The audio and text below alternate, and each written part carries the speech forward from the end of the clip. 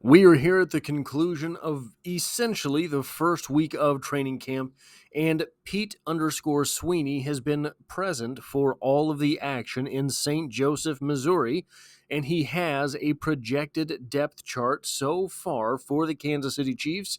And in this video, we're going to be reacting to the offensive portion of this. I have left out all of Pete's reasoning for these projections. So if you were interested in those things, which are, that's the bulk of the article, right? This otherwise is just a projected depth chart, and I will be commenting on that part of things. So if you were interested in that, be sure to head over to Arrowhead Pride in order to check out that article. Now, we'll start where we start. Two quarterbacks, Patrick Mahomes and Carson Wentz. I see no reason to believe anything different than Pete on this subject. I don't remember if it is this season or last season that the emergency quarterback rule went into play. I think we're going to maybe actually start getting more roster modifications in the future, especially as the league pushes towards 18 games. So I think that it's possible. One of the things I think is possible, and maybe even necessitated by this, is that the rosters will expand. You will be able to dress out all of your active players. I think it's going to go to 60 active players as opposed to 53. Only 48 or so dress total. I can't remember the exact number, but so there's going to be that, and then I think that the quarterbacks will end up on their own salary cap. I think there will be a separate salary cap for quarterbacks. But here, no reason to believe anything other than Carson Wentz and Patrick Mahomes as the two quarterbacks in play. Ian Book and Chris Oladokun are increasingly less interesting, I will say. Chris Oladokun has not proven out in the preseason thus far or last year, in my opinion. So I don't really understand the playbook fit with Chris Oladokun. Ian Book is a guy that Ian Book. The interesting thing about Ian Book, I don't think that he works as a starter, but I think that he is a dangerous third string quarterback, which means he's the type of guy who can win a game because teams are not expecting him to be accurate and get rid of the ball quickly. And those are things that he does well. So if everyone rallies around a guy like that, he can pull off a win in the NFL. I'm not sure about Chris Oladokun.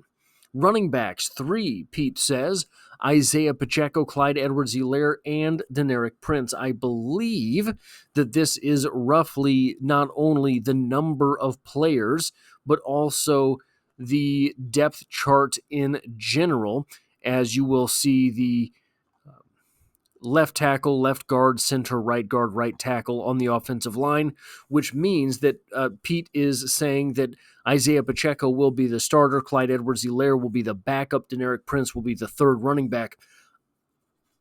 I agree these are the 3 names. I agree this is ultimately going to be the order of these 3 names for the first few weeks of the season. If Deneric Prince hits the ground running in the way that I think he is capable of doing, then I don't think that this will actually end up being the depth chart for very long. I think that, what are the other names? I mean, we've got Imani Bailey, we've got Carson Steele, but outside of those interesting young guys, all of the other running backs currently on the roster, Hassan Hall, Keontae Ingram, they're kind of the same-ish guy that the Kansas City Chiefs already let go twice this preseason. So I think that this is probably pretty spot on so far as the running backs are concerned. Wide receiver, Hollywood Brown. Now, the first thing to notice here, Pete is saying that the Kansas City Chiefs are going to keep 7 wide receivers on the active roster. I think that's a pretty good bet. I'm planning a video for later this week, I believe, maybe early next week, where we go over the fact that I think the Kansas City Chiefs are going to keep more wide receivers than 5, for example. Hollywood Brown has played the full number of games in a season one time in his NFL career. Rashee Rice has a suspension pending. Xavier Worthy has practiced one time as a Kansas City Chief. One practice as a Kansas City Chief.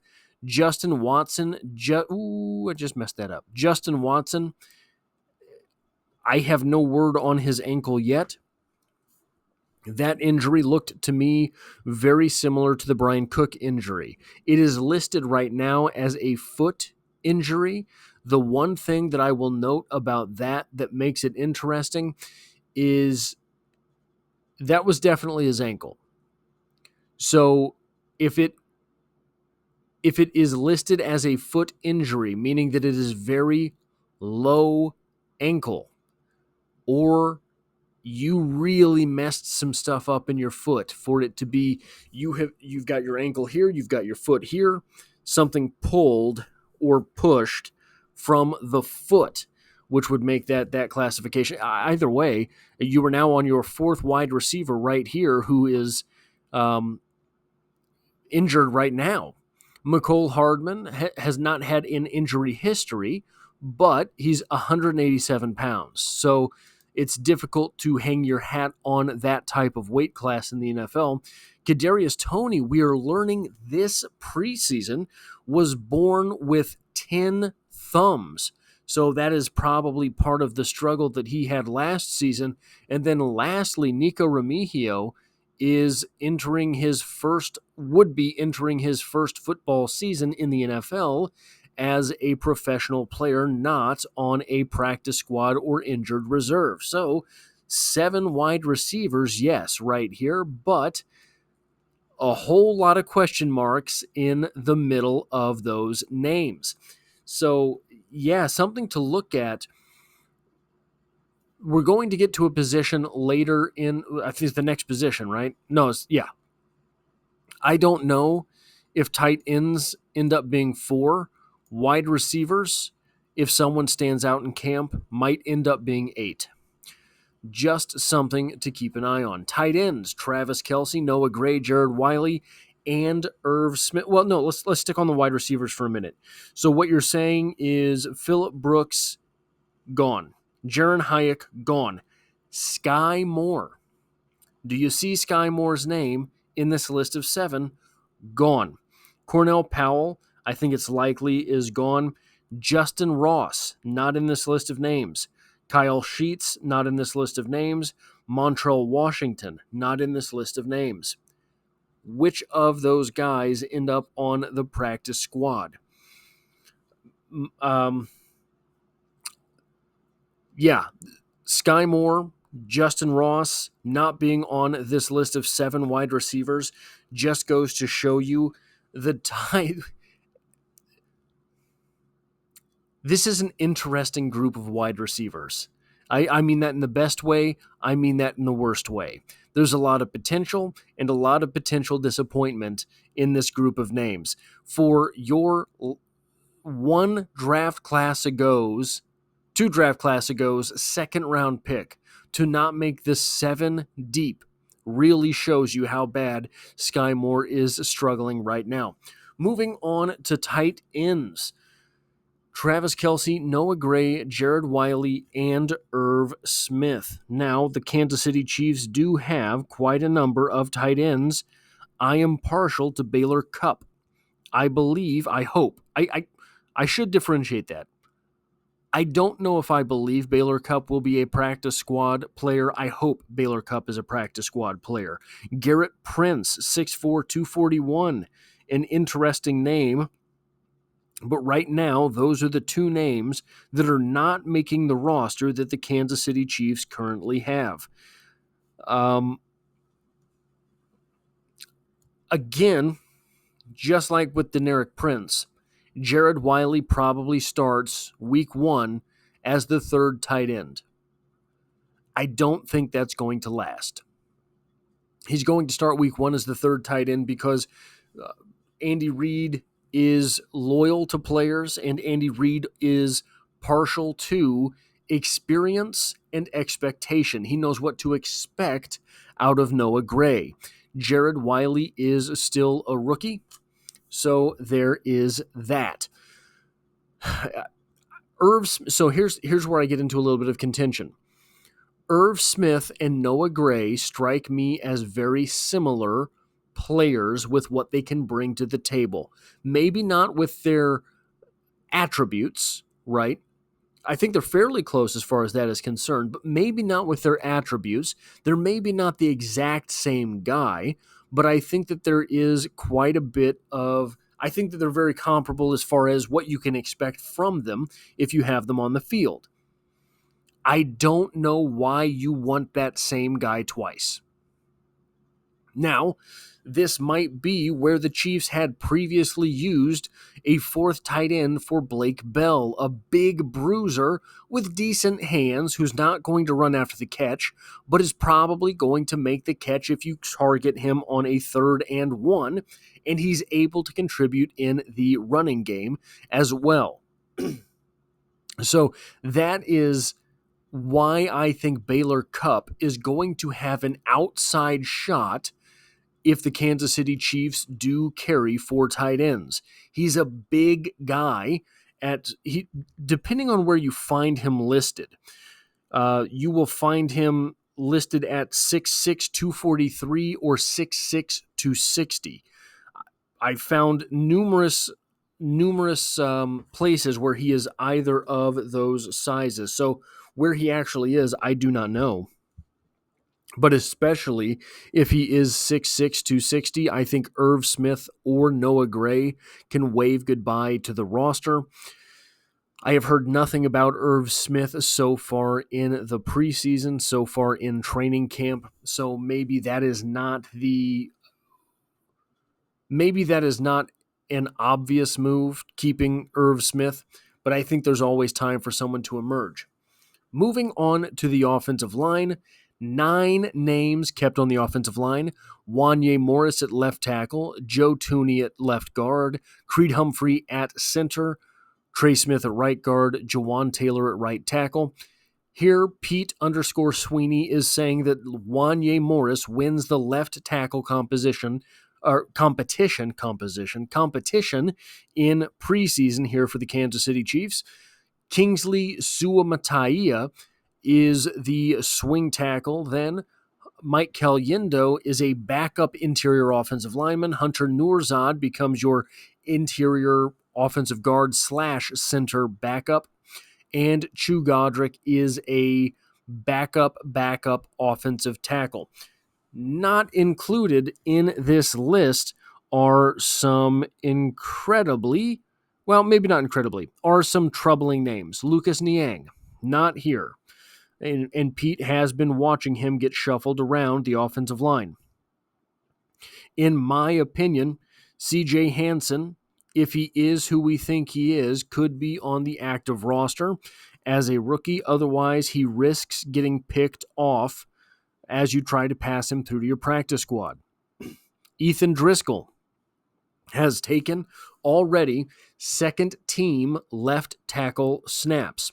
So those are 3 notable names, CJ Hansen, Ethan Driscoll, and Lucas Niang, not appearing on this list. But who do you think you can slide through to your practice squad? That's the big question with these guys right here, right now. Calling Wanye Morris right now to make the start, to get the starting nod week 1 at the left tackle position is interesting. He has been there to see all of these snaps play out so far in the preseason. I am probably of the opinion that Wanye Morris is the starting left tackle week 1, snap 1. Lucas Niang not being on this list when a guy like Mike Caliendo is a little bit troubling. For anyone who doesn't remember, Chase Young said that Lucas Niang was the most aggravating player, the hardest competition he went up against in college. Lucas Niang. Lucas Niang missed his final season in college with a hip injury. Lucas Niang sat out his rookie season in the NFL for the pandemic. I think it was likely to be a redshirt season anyway as he came back. The next season, Lucas Niang ended up getting some starting nods for the Kansas City Chiefs before getting injured again. I believe that is what happened there. Correct me if I am wrong, but I believe he ended up getting injured again during his first season starting for the Kansas City Chiefs.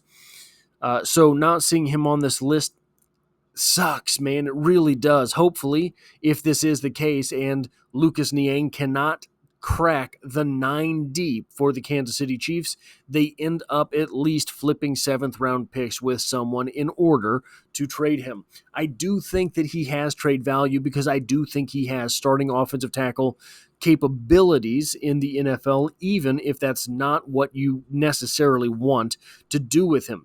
CJ Hansen, of whom I have heard nothing so far in training camp, which is not surprising, not being on this list is troubling as well. The big thing here is Mike Caliendo, right? Mike Caliendo, former UDFA out of Western Michigan, an accomplished player at the MAC level, at the level of Western Michigan, Eastern Michigan, Central Michigan, etc., but hasn't. He's looked decent in his time in the NFL. He's gotten on the field for the Kansas City Chiefs. I don't believe he has any starts. I would have known if he had starts, I'm pretty sure. But decent prospect. He's a good depth guy. He's not going to be a starter for you. He's not going to crack the starting lineup. He's not going to push anyone like Joe Thuney, Creed Humphrey, or Trey Smith. But it's good to have guys like that. I don't know if I necessarily believe him beating out the Ethan Driscolls and the CJ Hansens of the world. This was the depth chart as it is projected by Pete Sweeney from Arrowhead Pride. Again, be sure to go check out that article if you like or appreciate what it is that I do. Hitting the like button really does help me out, as it tells YouTube to share this video with other Kansas City Chiefs fans. If you find yourself here by chance but not design, the Chiefs are the only thing I talk about on this channel, dropping multiple videos every single week, and I hope to have you back for the next one.